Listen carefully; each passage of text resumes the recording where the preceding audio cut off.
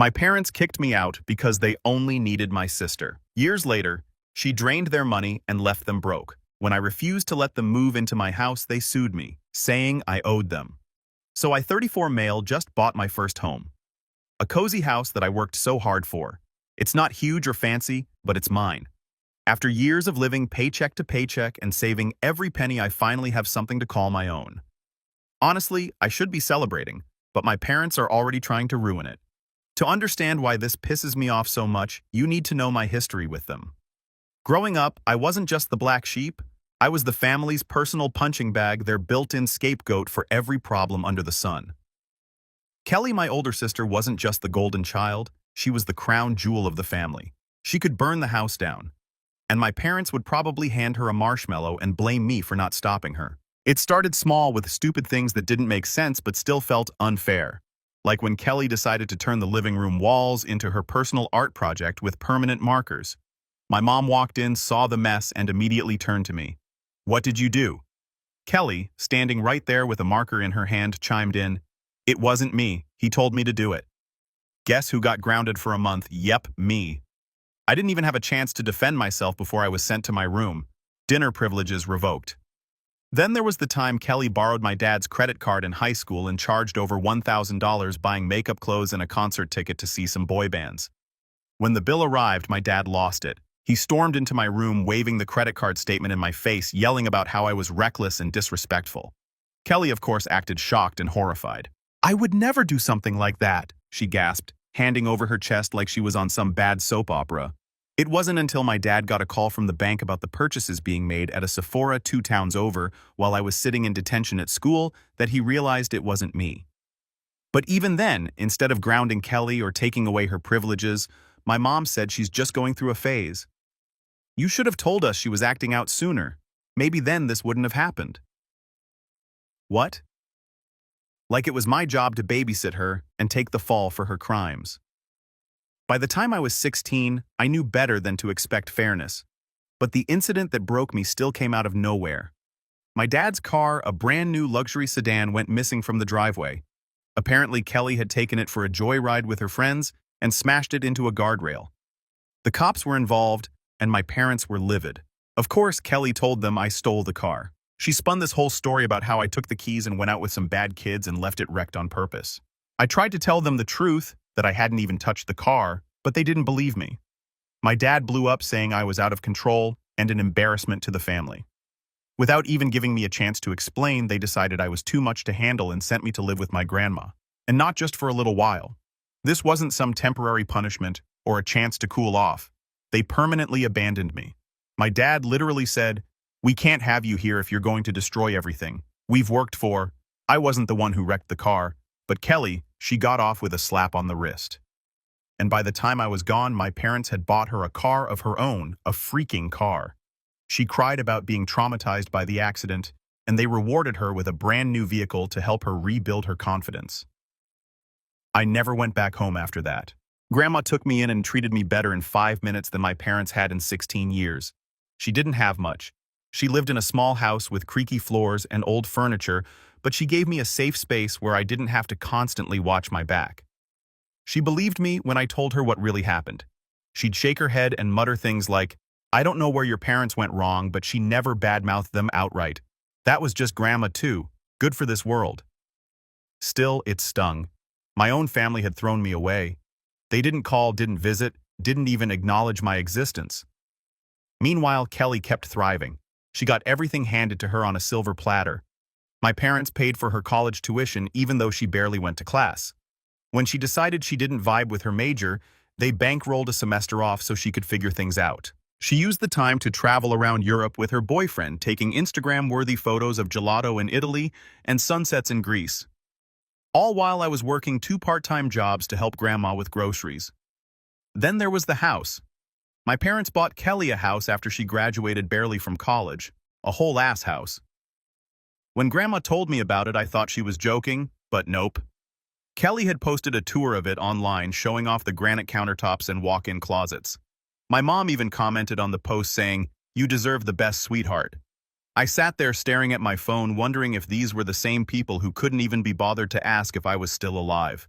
The resentment kept building. I wanted to confront them, to scream at them for abandoning me and treating me like garbage. But what would it change? They didn't care. They never had. So I stayed with Grandma, worked hard, and focused on building a life for myself. Over time, I learned to block out the bitterness, at least most of it. Still, it was hard not to compare my life to Qley's. While she was living entry in her parents' purchased house, I was scraping together savings to one day afford a place of my own.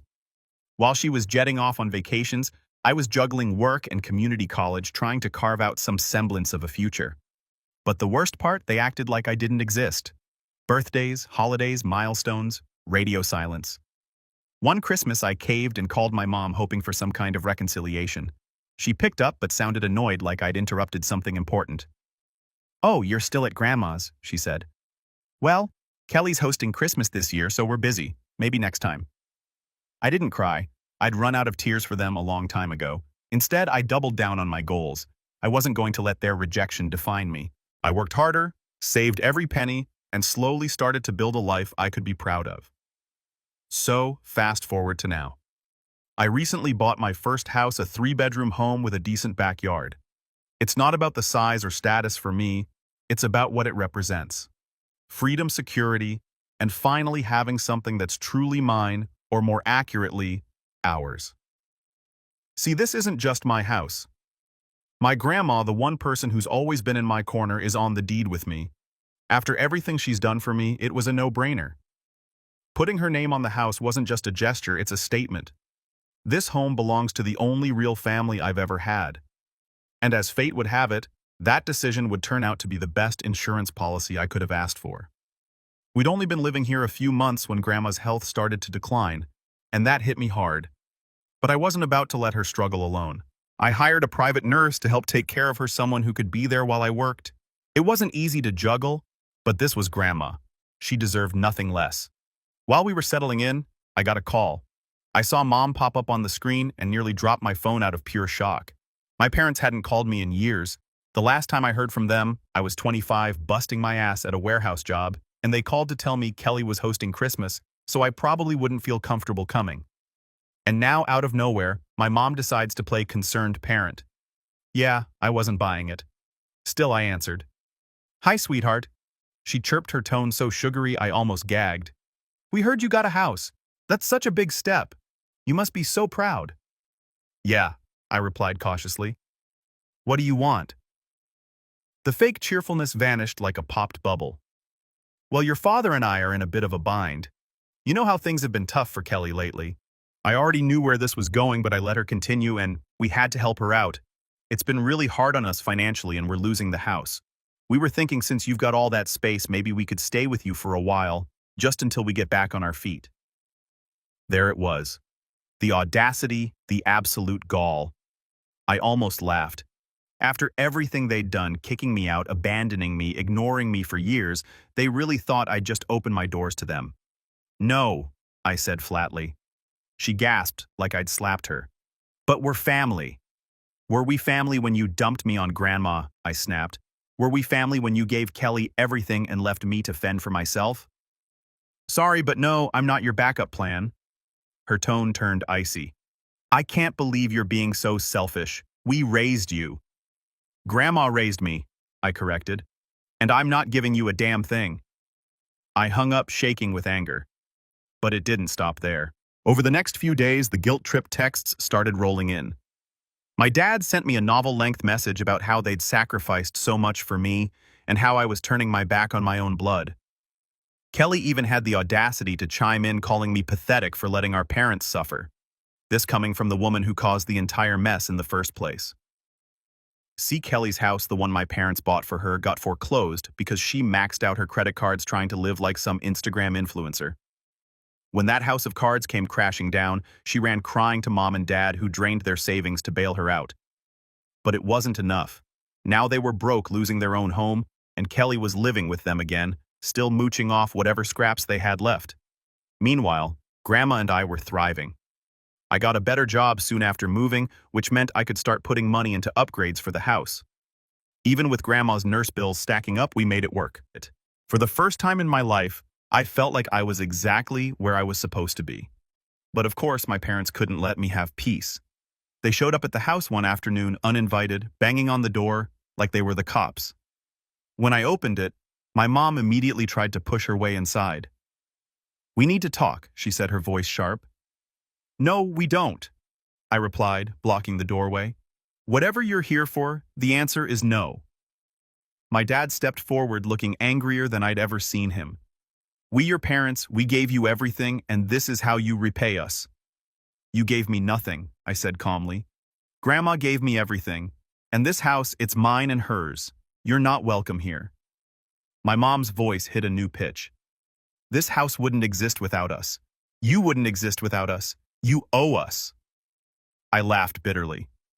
Grandma finally had enough. She came to the door frail but firm, her voice calm and unwavering. "This is our house," she said, her eyes narrowing at my parents. "And if you don't leave, I'll call the police." That shut them up real quick. They stormed off, muttering under their breath about how I was ungrateful and selfish. A week later, I heard through mutual acquaintances that my parents were telling everyone I'd stolen the house from them. According to their version of events, they had helped me financially, and I had cut them out once I got the keys, which of course was complete and utter. Every dime that went into this house was mine, and the deed with Grandma's name on it proved it. Qley was still mooching off them, still causing chaos. Apparently, she'd maxed out another credit card, this one co-signed by my dad, and now they were on the hook for even more debt. Their house officially went into foreclosure, and the three of them were crammed into a tiny rental apartment. Meanwhile, I'm finally building a life that is mine. Not because of my parents, but in spite of them. Every time I walk through the front door, I'm reminded of what real family looks like, and that's worth more than anything they could have ever offered. As for my parents, and Qley, karma has a way of catching up with people. They're stuck in that tiny rental, drowning in debt and drama. And from what I hear, Qley's already on her third big idea to get rich quick. They put in greed, selfishness, and lies. And now they're reaping exactly what they sowed. Me, I've got peace, stability, and the kind of life they'll never understand. Funny how life works, isn't it? Update. Hi Reddit, it's been a while. You won't believe what happened since my last post. I thought cutting off my parents and Qley would be the end of their nonsense, but clearly I underestimated just how far they'd go. Okay, so fast forward a few months, and life was finally settling into a peaceful rhythm. Grandma passed away in her sleep. Losing her left a hole in my heart that I don't think will ever fully heal. But I was determined to honor her by continuing to live the life we built together. I didn't have the luxury of wallowing. She wouldn't have wanted that, and honestly, I owed it to her to keep going. But peace in my life is apparently something my parents and Qley find intolerable. Less than a week after Grandma's funeral, they started circling like vultures. My mom called, putting on her most syrupy sweet voice, the one she uses when she's about to try and manipulate someone. "We just wanted to check on you," she said, fake concern dripping off every word. "It must be so hard losing Grandma. She was such a special lady." I nearly laughed. The same people who hadn't visited Grandma in years now wanted to act like grieving saints. "Spare me." "I'm fine," I said, keeping my voice flat. "What do you want?" "Well," she said, dragging out the word like she was savoring it. "Your father and I have been talking, and we think it's time to come together as a family. You know, Grandma's house could be a fresh start for all of us." There it was, the real reason for the call. I didn't even let her finish her pitch before hanging up. They didn't waste time making their next move. A certified letter showed up a few days later. My parents were suing me. Their claim, since Grandma's name was on the deed, half the house was part of her estate, and they were entitled to that share as her next of kin. Never mind that I'd paid for the house with my own money. Never mind that I'd put Grandma on the deed as an honor, not because she contributed financially. It didn't matter to them. They saw an opportunity and latched onto it like parasites. I wasn't about to roll over and let them take what was mine. I called Alyssa, my lawyer. She reviewed the letter and explained that while their argument wasn't airtight, it wasn't completely baseless either. Technically, with Grandma's name on the deed, they could argue that her share was part of her estate. It didn't mean they were right, but it did mean we'd have to fight. "They're grasping at straws," Alyssa assured me. "But we'll need to be thorough. This could get messy." The first step in the legal process was discovery, which basically meant both sides had to gather and exchange all the evidence they had. I handed over everything. Bank statements showing I'd made every payment on the house, emails with the real estate agent, even texts with Grandma where we talked about putting her name on the deed as a symbolic gesture. Alyssa said it was airtight. My parents, on the other hand, decided to get creative. Their lawyer, this smug guy with slicked back hair and a bad suit, argued that since Grandma's name was on the deed, it was proof that she had a financial stake in the house. They even dug up old family photos of Grandma sitting on the porch or helping me plant flowers in the yard, claiming it was evidence that she was a co-owner. The audacity didn't stop there. They tried to twist the fact that I'd hired a nurse for Grandma in her final months into an argument that I was managing her share of the property. According to them, paying for her care wasn't an act of love. It was some kind of financial arrangement. I couldn't believe the lengths they were going to just to paint me as the bad guy. Alyssa wasn't fazed. "Let them dig their hole," she said. "The more ridiculous their claims, the easier it'll be to dismantle them in court." While the legal process crawled forward, my parents and Qley launched a full-on smear campaign against me. Qley, true to form, took to social media with her crocodile tears. She posted some long dramatic rant about how I was stealing the family home and leaving my poor, helpless parents homeless. The comments were filled with sympathy from people who had no idea what the real story was. Stuff like, "How could he do this to his own family?" and "Blood is thicker than water." It would have been laughable if it wasn't so infuriating. These were the same people who had kicked me out as a teenager who hadn't even visited Grandma while she was sick. And now they wanted to play the victims. The hypocrisy was almost impressive. What really got me was the way they dragged Grandma into it. My parents started telling anyone who would listen that I'd manipulated her into signing over the house. They painted me as some kind of greedy, conniving grandson who'd taken advantage of a frail old woman. It was disgusting. I didn't engage, though. I knew getting into a public back and forth would just add fuel to their fire. Instead, I focused on gathering more evidence to prove my case. Before we could head to court, the judge ordered us into mediation. Apparently, it's standard procedure to try and resolve disputes outside of court. I wasn't optimistic, but Alyssa said it was worth going through the motions. The mediator was this exhausted-looking woman who clearly dealt with family drama for a living. She started by asking if there was any way we could come to an agreement. My mom immediately launched into her pity act, talking about how they were struggling and how it was only fair that they get half the house. "Fair would have been treating me like a human being when I was a kid," I said. "Fair would have been not abandoning me when I needed you the most. You don't deserve a dime." My dad tried to step in, puffing himself up like he was going to intimidate me. "We are your parents," he said, his voice low and threatening. "We gave you life. You owe us." "I owe you nothing," I snapped. "You made your choices. Now live with them." The mediator tried to smooth things over, suggesting a compromise where I'd buy out their share of the house. I laughed out loud. "Not happening," I said. "I'm not paying them for something they never earned." After hours of going in circles, it was clear mediation wasn't going to work. The case was heading to trial, and I was ready for whatever they threw at me. The day of the trial finally arrived, and I was ready to put an end to this circus. My parents and Qley showed up looking like they were auditioning for a daytime courtroom drama. They thought they had this in the bag? Meanwhile, I walked in with Alyssa, my lawyer, who looked calm and confident as ever. If there's one thing I learned from this whole mess, it's that having someone confident in your corner makes all the difference. Alyssa had been working tirelessly to build our case, and I trusted her completely. The room was packed with people who'd heard about the case. Thanks to Qley's social media antics, I recognized a few faces, old neighbors, distant relatives, even a couple of my co-workers. It was surreal seeing my life put on display like this, but I kept my focus on the one thing that mattered, proving the truth. Their lawyer started with a dramatic opening statement. He painted my parents as devoted family members who had been wronged by a greedy son. He leaned heavily on the fact that Grandma's name was on the deed, claiming it was irrefutable proof that she co-owned the house. I rolled my eyes so hard I thought they might get stuck. This guy was laying it on thick, and I could tell the judge wasn't impressed. She sat there with a no-nonsense expression, her pen tapping against the desk as if she couldn't wait for him to wrap it up. The bulk of the trial was spent going through evidence. Alyssa presented everything we had. The bank statement showing every mortgage payment came from my account. The email chain with the real estate agent confirming the purchase details, and even Grandma's will, which didn't mention the house at all because she knew it wasn't hers to leave. Their lawyer tried to poke holes in the evidence, but it was like watching someone throw pebbles at a brick wall. He kept coming back to the same argument. The name on the deed proves co-ownership.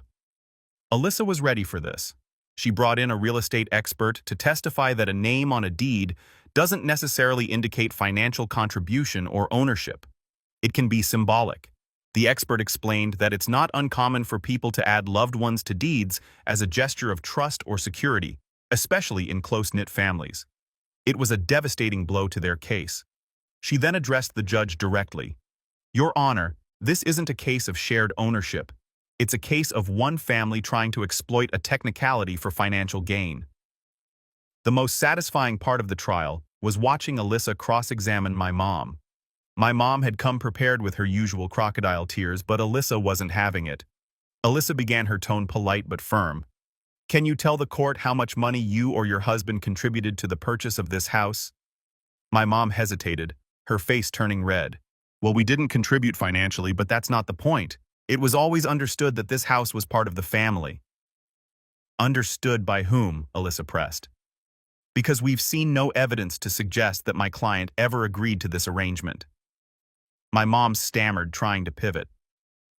"We as parents, we raised him. Isn't that enough?" Alyssa didn't miss a beat. "This isn't about parenting. It's about property ownership.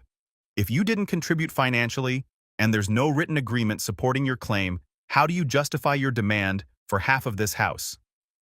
My mom had no answer. She looked like she wanted to crawl under the table. After several days of testimony and evidence, it was finally time for the judge to make her ruling. She started by acknowledging the emotional nature of the case, but emphasized that her decision would be based on facts, not feelings. "The evidence is clear," she said. "While the name on this deed might suggest co-ownership at a glance, the financial records tell a different story. The plaintiff paid for this property in its entirety. The inclusion of his grandmother's name on the deed was a symbolic gesture, not a financial agreement. As such, the defendants have no legal claim to this house." Hearing those words felt like a weight had been lifted off my chest. So glad it's over. Now the house is mine. Officially, undeniably mine. After the ruling, my parents tried to guilt-trip me one last time. My mom cornered me in the parking lot, tears streaming down her face. "How could you do this to us?" she sobbed. "We're your parents. We're struggling." "You've been struggling for years," I said coldly. "And it's not my problem. You made your bed. Now lie in it." She didn't have a response to that. Since then, I've gone completely no contact. They've tried reaching out through mutual acquaintances, but I shut it down every time.